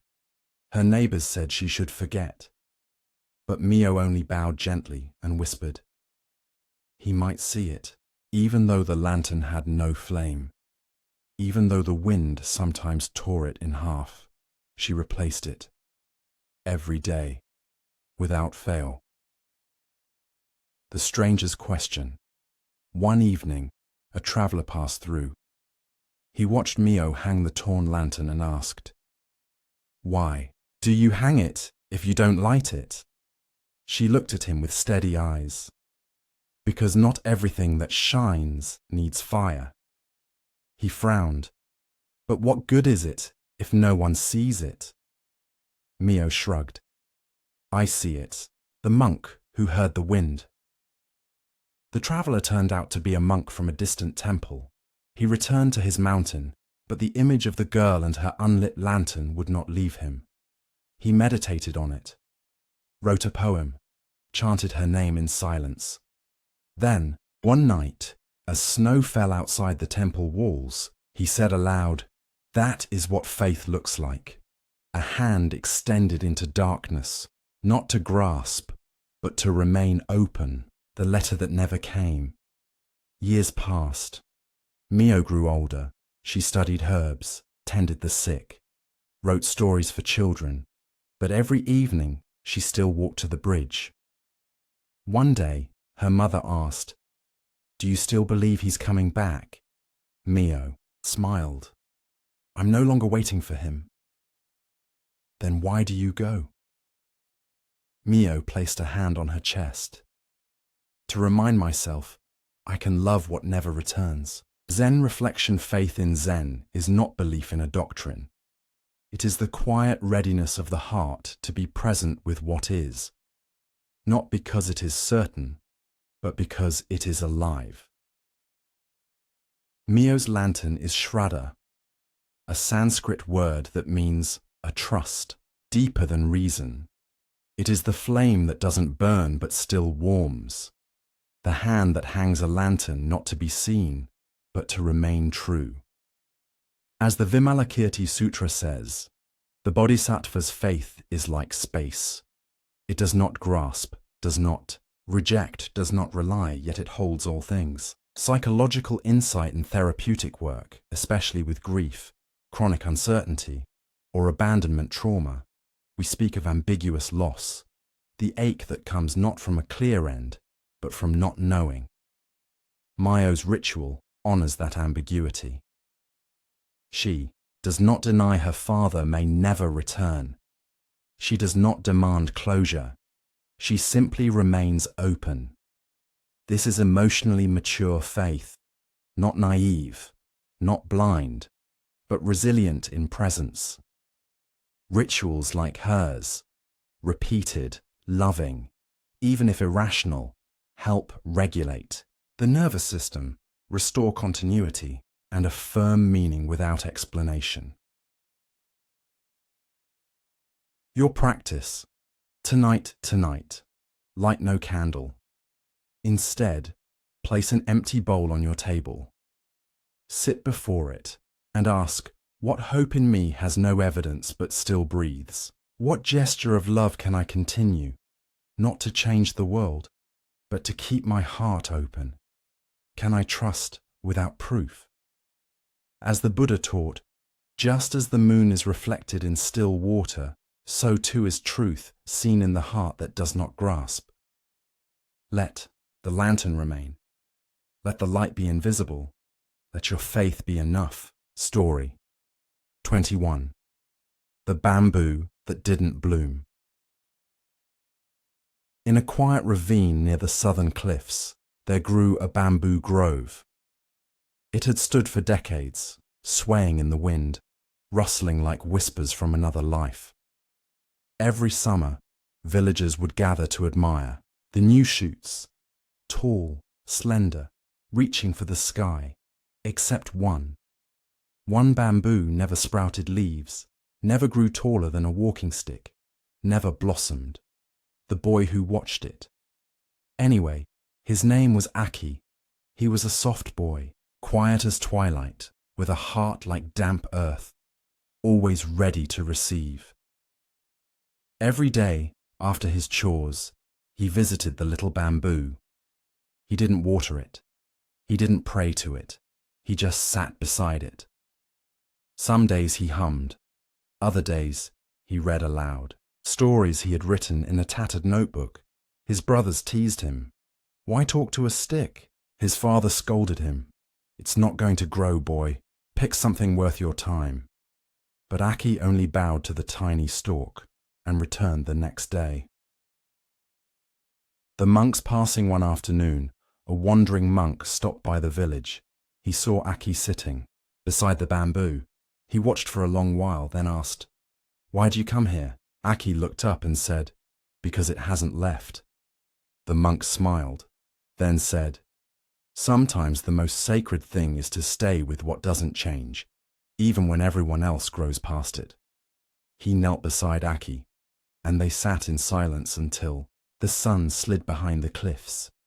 The night of the rain. That night, rain came. Steady. Cold. Quiet. The villagers rushed inside, but Aki ran to the grove. He knelt beside the little bamboo, shielding it with his thin jacket. He stayed until morning. When he woke, soaked and shivering, the bamboo had not changed, but something in him had. He no longer needed it to bloom. He just needed it to be. Years later, Aki became a monk. He never became abbot, never wrote a book. But wherever he lived, he planted a single bamboo in the smallest garden corner, not to beautify, not to harvest, but to remember, not all growth is visible, not all blooming happens above ground, and not all roots crave sunlight. Zen reflection. Zen teaches us that transformation does not always look like change. Sometimes it is the refusal to abandon what others overlook. The small bamboo is Dharma, quiet, persistent, unnecessary in the eyes of the world, yet deeply sufficient. As Zen Master Dogen wrote, "Enlightenment is intimacy with all things." even with a stalk that never blooms. Especially with that psychological insight in therapy, we often forget to honor quiet progress, growth that happens without applause. Like setting boundaries no one notices, choosing not to retaliate, feeling your feelings and letting them pass. These don't show up on resumes, but they shape the soul. Aki's ritual is what psychologists might call attachment repair, not just to people, but to his own worth. By staying with what didn't grow, he redefined value, not in doing, but in being with your practice. Tonight, find something in your life that feels stuck, a habit you can't break, a dream that won't bloom, a part of yourself others mock or ignore. Sit with it. Don't analyze, don't fix. Just breathe beside it and ask, can I stay even if this never grows? What strength have I built by waiting here? What if being with the unchanging is the practice, as the Buddha taught? Like the earth that receives both the pure and impure, the awakened heart holds all without judgment. Let tonight be the soil. Let the bamboo stay. Let you stay. Let that be enough. Story 22. The door that never opened. There was once a monastery built into the side of a mountain, its roofs folded like origami against the cliff. Among the many stone halls and wooden bridges, there was one sealed door. It had no handle, no hinge, no plaque, just wood, weathered smooth, unmoving. The question that would not leave. One young monk named Isamu became obsessed with the door. He had arrived at the monastery after years of study and struggle, books in his satchel, fire in his heart. But the silence here unnerved him, especially the door. What's behind it? He asked. No one answered. It must lead somewhere, he insisted. The other monks smiled, or shrugged, or said, it's not the door's job to answer. Isamu grew restless. The attempts, he knocked, waited, nothing. He measured it, drew diagrams. Once, he even stayed up all night pressing his ear to the wood, listening for anything. Still, silence. He began to feel mocked by the door, by its refusal to yield. He grew resentful. Distracted in meditation, he would glance toward the hallway just to check. Was it still closed? It always was. The teaching of the Elder One Dusk, the abbot found him sitting before the door, back hunched, brow furrowed.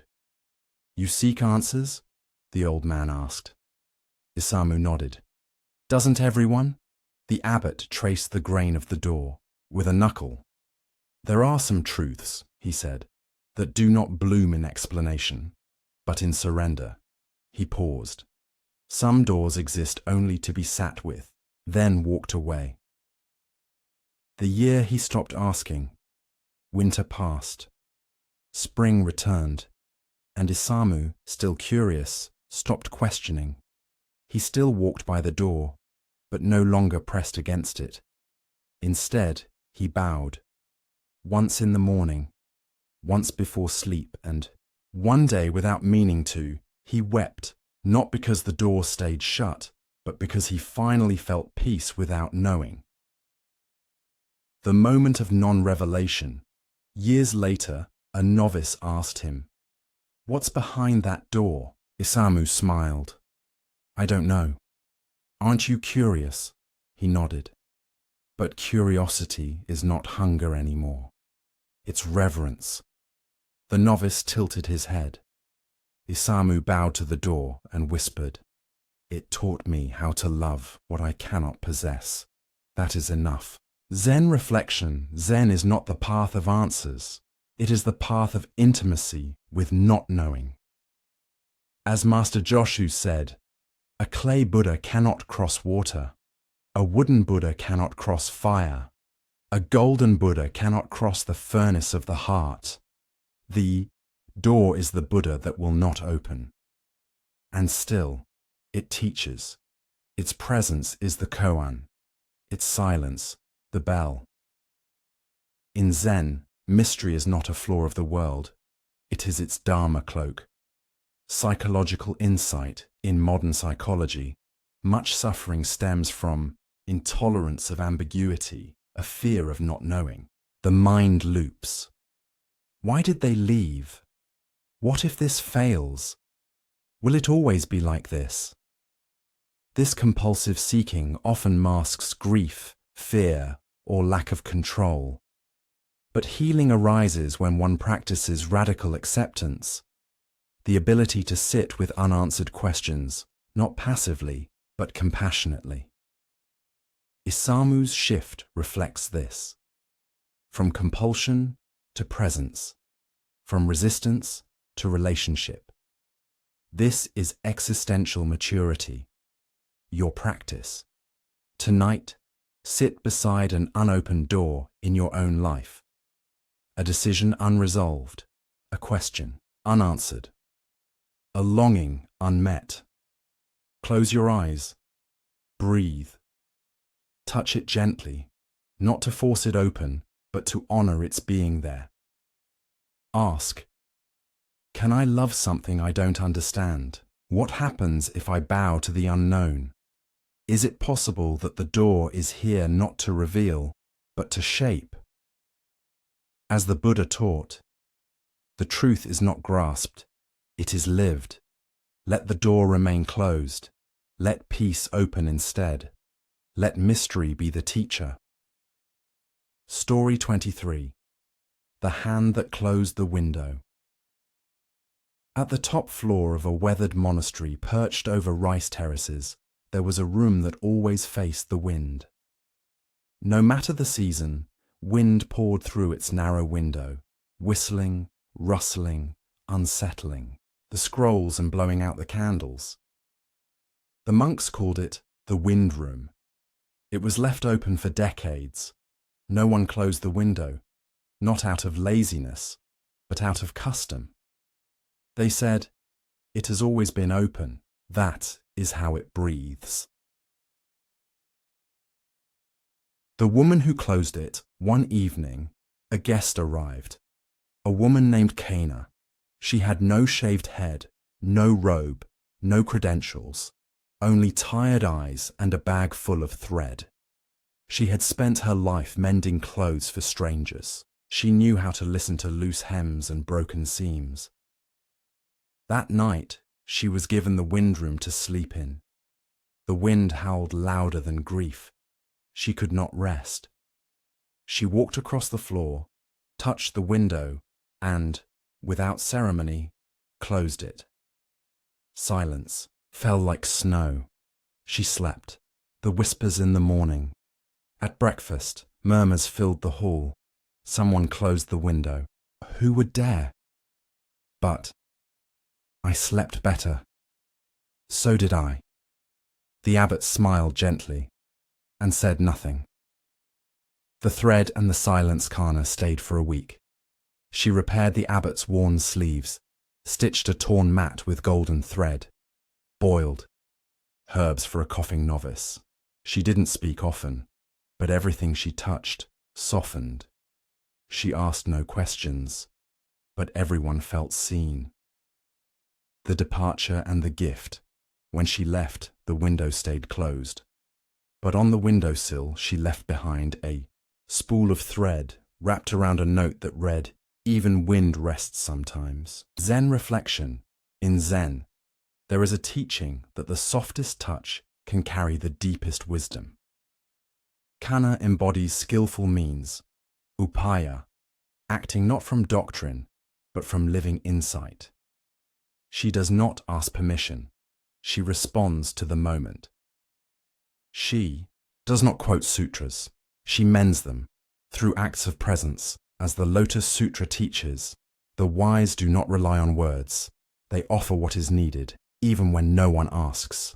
To close the window is not rebellion. It is compassion. Psychological insight in trauma-informed psychology. Gentleness is not weakness, it is regulation. People like Kana model what we call co-regulation, calming the environment through subtle, embodied choices. When systems are rigid, like leaving a window open out of habit, gentle disruption is a form of healing. Kana's thread is metaphor for relational attunement, feeling where something is fraying and meeting it, not with force, but with care. She changes the monastery not by debate, but by being safe enough for others to breathe again. Your practice. Tonight before sleep, walk slowly through your space. Notice what feels tense, what is too open, too cold, unseen. Then do one small act. Close something. Fold something. Soften something. Without needing applause. Without calling it spiritual. Then ask, where can I bring gentleness where there is only habit?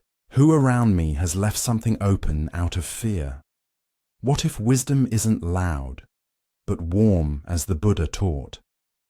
One moment of genuine compassion is worth more than 1,000 rituals. Let the wind rest. Let the silence hold you. Let your hands be the sutra. Story 24. The Teacup That Waited. In a narrow corridor behind the monk's dining hall, there was a small alcove carved into the wall. Inside it sat a single clay teacup, unglazed, unadorned, with a shallow chip near its rim. It had been there for years. No one used it, no one removed it.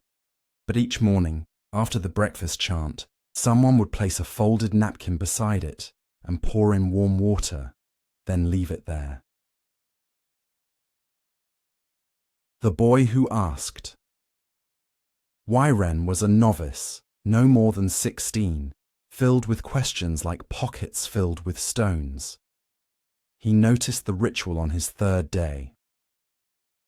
On the 5th, he asked, why do we pour water into a cup no one drinks from? The elder monk smiled. Because not all waiting is thirst. Ren blinked. What is it waiting for? The monk replied, perhaps nothing, and walked away. The seasons and the cup over the months. Ren began to notice the cup differently, how the steam curled upward, how the water cooled slower on rainy days, how sunlight hit its surface differently in winter. He once caught a fly resting on its rim. Another day, a fallen plum blossom floated in its center. No one drank, no one explained, and yet the act continued, without urgency, without purpose, without failure. The day of the ceremony. One spring, the abbot was invited to another temple for a rare ordination. Before leaving, he entrusted Ren with the task. Don't forget the cup. Ren bowed. He wanted to ask again, why? But instead, he filled it that morning as instructed. The abbot left. Days passed. Rain came, then sun, then wind.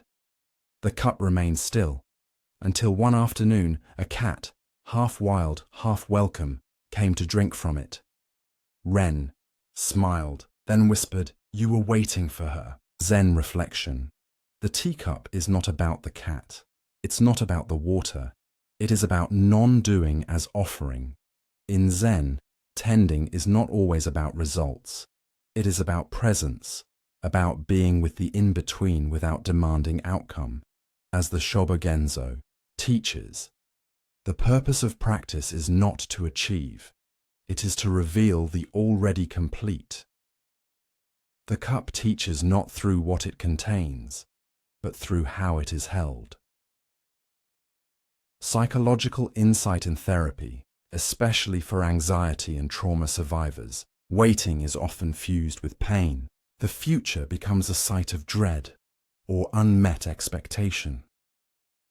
But practices like radical acceptance and mindful presence teach us to wait without agenda, to hold space, to allow ambiguity. The teacup is a co-regulation object, a symbol of consistency. In a world obsessed with productivity, it says, "I'm here, I'm ready, even if nothing happens." This is a form of emotional maturity, choosing to stay kind without a deadline. Your practice, tonight, find a small bowl, cup, or stone. Place it in a quiet spot. Each morning for a week, pour water into it. Don't use it. Don't watch it. Just leave it, then ask, can I give without knowing if it will be received? What parts of me are still waiting to be used? Can I be like the teacup, patient, chipped, and quietly full? As the Buddha said, with a quiet mind, enter into all things. Let the cup be enough. Let the gesture be the prayer. Let the waiting be whole.